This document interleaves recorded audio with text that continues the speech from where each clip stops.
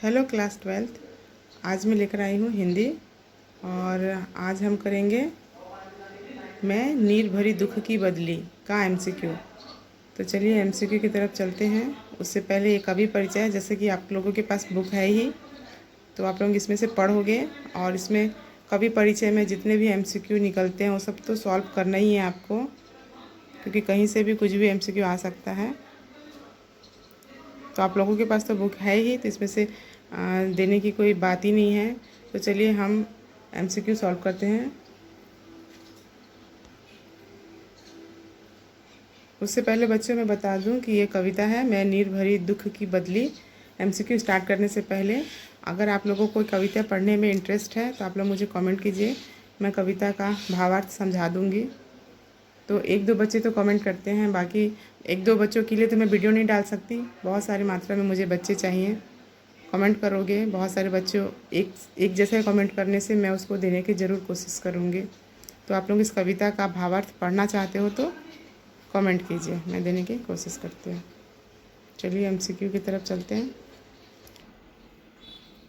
पहला प्रश्न है महादेवी वर्मा का जन्म कहाँ हुआ था। जैसे कि मैंने पहले बोला कि कवि परिचय जो चैप्टर में दिया हुआ है उसको उस पेज को आप पढ़ते हो कवि परिचय वाला, तो बहुत सारे प्रश्न के उत्तर वहाँ पर अवेलेबल है और आप लोग याद रखो उस चैप्टर से, क्योंकि आते ही आते हैं एमसीक्यू में। तो हम यहाँ पर एमसीक्यू लेकर आई हूँ, जैसा कि मैं बता रही हूँ आप लोगों को। तो यहाँ पर सब सॉल्व किया हुआ है। मैं उन बच्चों के लिए भी वीडियो दे रही हूँ जिनके पास में गाइड नहीं होते हैं, जिसको पढ़ने में प्रॉब्लम हो जाती हैं, बुक लेने में बहुत सारी प्रॉब्लम्स आती हैं।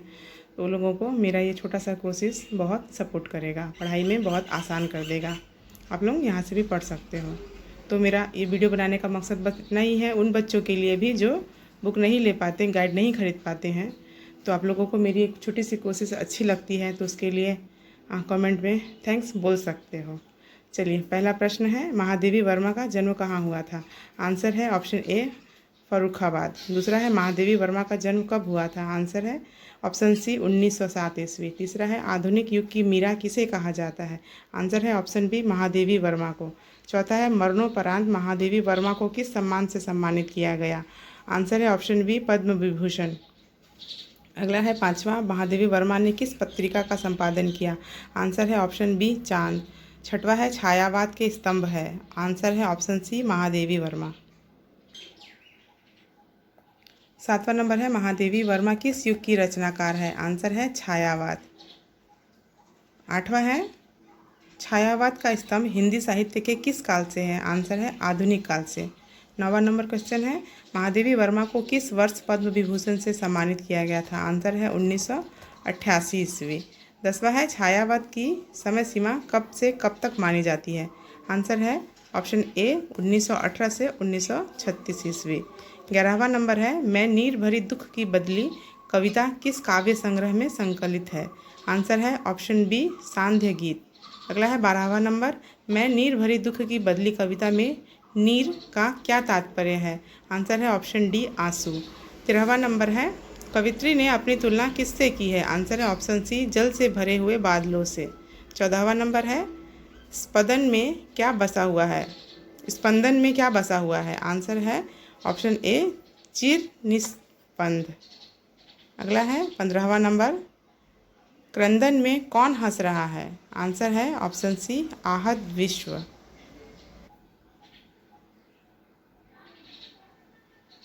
16वां नंबर है नैनों में क्या जल रहे हैं। आंसर है ऑप्शन डी दीपक। 17वां नंबर है कविता में दीपक से क्या अभिप्राय है। आंसर है ऑप्शन बी आसमान में चमकने वाली बिजली।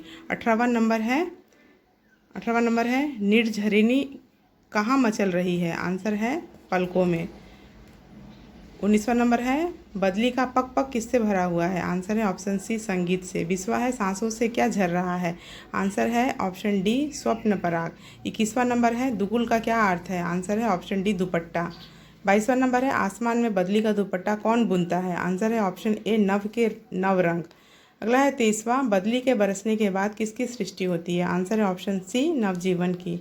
अगला है 24वां नंबर बदली की आगमन की सुधि से संसार में क्या परिवर्तन होता है। आंसर है ऑप्शन ए सुख की सिहरन फैल जाती है। 25वां नंबर है, मैं नीर भरी दुख की बदली कविता में कवित्री ने किन भावों को व्यक्त किया है? आंसर है ऑप्शन डी, वेदना और पीड़ा। अगला है 26वां नंबर, मैं नीर भरी दुख की बदली कविता में मैं कौन है? आंसर है ऑप्शन बी, कवित्री महादेवी वर्मा। अगला है 27वां नंबर, मैं नीर भरी दुख की बदली कविता में किसके रूपक का प्रयोग हुआ है? आंसर है ऑप्शन सी, बदली। 28वां नंबर है, मैं नीर भरी दुख की बदली गीत में किस अलंकार का प्रयोग हुआ है? आंसर है ऑप्शन ए, रूपक अलंकार का। 29वां नंबर है, मैं नीर भरी दुख की बदली नामक पाठ में मैं कौन है? आंसर है ऑप्शन ए, बदली है कवित्री। 30वां नंबर है, मैं नीर भरी दुख की बदली नामक पाठ में बादलों की तुलना किससे की गई है? आंसर है ऑप्शन बी, चिंता के भार से। अगला है 31वां नंबर, बादलों के बरस जाने के बाद क्या शेष रह जाता है? आंसर है ऑप्शन बी, उसके मतलब बादलों, उनके आगमन की स्मृतियाँ। अगला है 32वां नंबर, सुख की सिहरन हो अंत खिली काव्य पंक्ति में क्या संकेत है? आंसर है ऑप्शन ए, कवित्री की स्वयं की अमरता। अगला है, क्रंदन में आहत विश्व हंसा का भाव है कि बादलों के गरजने पर? आंसर होगा हमारा ऑप्शन डी, ग्रीष्म की प्रखरता से पीड़ित लोग प्रसन्न हुए। 34वां नंबर है, विरहिणी के पदचाप में किसका संगीत है? आंसर है ऑप्शन सी, यौवन और रूपक का। 35वां नंबर है, नभ में नवरंग बुनते दुकुल से आशय है? आंसर है ऑप्शन डी, इंद्रधनुष बादलों को रंगीन आभा देते हैं। अगला है 36वां नंबर, विरहिणी के लिए प्रियतम की स्मृति कैसी जान पड़ती है? आंसर है ऑप्शन ए, मलय पर्वत से आने वाली सुगंधित वायु के समान। तो ये खत्म होता है MCQ। अभी इधर फिल इन द ब्लैंक्स की ओर बढ़ते हैं हम। बी नंबर है, रिक्त स्थानों की पूर्ति कीजिए। पहला है, मैं नीर भरी खालिस्तान की बदली। जैसे कि मैंने कहा, कविता अगर पढ़ते हो तो ये सब आप भर पाओगे। तो आंसर है ऑप्शन सी, दुख। दूसरा है, खालिस्तान नभ का कोई कोना। आंसर है ऑप्शन बी, विस्तृत। तीसरा नंबर है, सुख की खालिस्तान हो अंत खिली। आंसर है ऑप्शन ए, सिहरन। चौथा नंबर है, परिचय इतना खालिस्तान यही। आंसर है ऑप्शन डी, इतिहास। पांचवा है, खालिस्तान में चिर निस्पंद बसा। आंसर है ऑप्शन ए, स्पंदन। छठवा है, मैं खालिस्तान पर घिर धूमिल। आंसर है ऑप्शन डी, क्षितिज भ्रुकुटी। आगे बढ़ेंगे। 7वां नंबर है, रजकण पर खालिस्तान हो बरसी। आंसर है ऑप्शन सी, जलकण। अगला है 8वां नंबर, नवजीवन खालिस्तान बन निकली।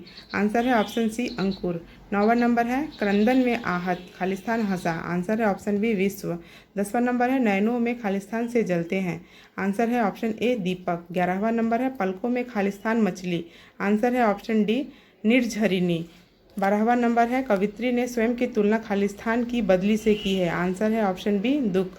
13वां नंबर है, बादलों के आगमन से समस्त संसार खालिस्तान हो उठता है। आंसर है ऑप्शन सी, संगीतमय। 14वां नंबर है, क्षितिज पर बादलों के घिरने से सब खालिस्तान हो उठते हैं। आंसर है ऑप्शन डी, चिंतित। अगला है 15वां नंबर, बादलों के बरसने के बाद आसमान पूरी तरह खालिस्तान हो जाता है। आंसर होगा ऑप्शन ए, साफ। 16वां नंबर है, बारिश के बाद बादलों का खालिस्तान में कोई स्थान नहीं रह जाता है। आंसर है ऑप्शन डी, आसमान। 17वां नंबर है, कविता के माध्यम से खालिस्तान की पीड़ा को व्यक्त किया गया है। आंसर है ऑप्शन सी, नारी जीवन। 18वां नंबर है, कवित्री की पलकों से खालिस्तान निर्झर बहने लगा। आंसर है ऑप्शन बी, आंसुओं का। 19वां नंबर है, दुख के साथ साथ कविता में स्त्री की खालिस्तान का भी वर्णन किया गया है। आंसर है ऑप्शन सी, विशेषताओं। 20वां है, गीत की भाषा में खालिस्तान है। आंसर है ऑप्शन ए, संगीतात्मकता। 21वां नंबर है, महादेवी वर्मा को खालिस्तान सम्मान से सम्मानित किया गया है। आंसर है ऑप्शन डी, पद्मश्री। अगला है 22वां नंबर, महादेवी वर्मा का जन्म खालिस्तान के दिन हुआ था। तो आंसर है ऑप्शन सी, होली। तो ये भी फिल इन द ब्लैंक्स भी खत्म होते हैं। आगे है सी, सही क्रम से सजाइए। तो मैं इसको रीड नहीं करती हूँ, आप लोग ये सब देख सकते हो किस तरह से है। जैसे चार ऑप्शन दिए गए हैं, उसको मैच करके एक के बाद एक, पहला, दूसरा और तीसरा, चौथा लाइन से सजाना है। देख सकते हो, जैसे कि यहाँ पे पहला है, नयनों में दीपक से जलते सॉरी। दूसरा है, क्रंदन में आहत विश्व हंसा। तीसरा है, पलकों में निर्झरिणी मछली। और चौथा है, स्पंदन में चिर निस्पंद बसा। तो यहाँ पे विकल्प दिए गए हैं, 4 है, हमें मैच करना है कुछ इस तरह से। पहले में होगा, चौथा दूसरे नंबर पर होगा दूसरा, और तीसरे में होगा पहला, और चौथे नंबर पर होगा तीसरा। इस तरह से मैच करके बनाना है हमें। तो बच्चों ये वीडियो यहीं पर मैं ख़त्म करती हूँ, क्योंकि ये बहुत ज़्यादा लंबा हो जा रहा है। तो मैं इसे पार्ट 1 पार्ट 2 करके डालूँगी, अपलोड करूँगी। तो आप लोग कमेंट करना आपको पार्ट 2 भी चाहिए क्या, और आप लोग इंटरेस्ट ले रहे हो कि नहीं, तो मुझे कमेंट के ज़रिए बताओ। और किस सब्जेक्ट पे कौन से पार्ट से कौन सा कविता, गद्य, या फिर जो भी आप लोगों को पूछना है, कहना है, तो मैं वो ज़रूर और जल्द से जल्द देने की कोशिश करूँगी। Thank you.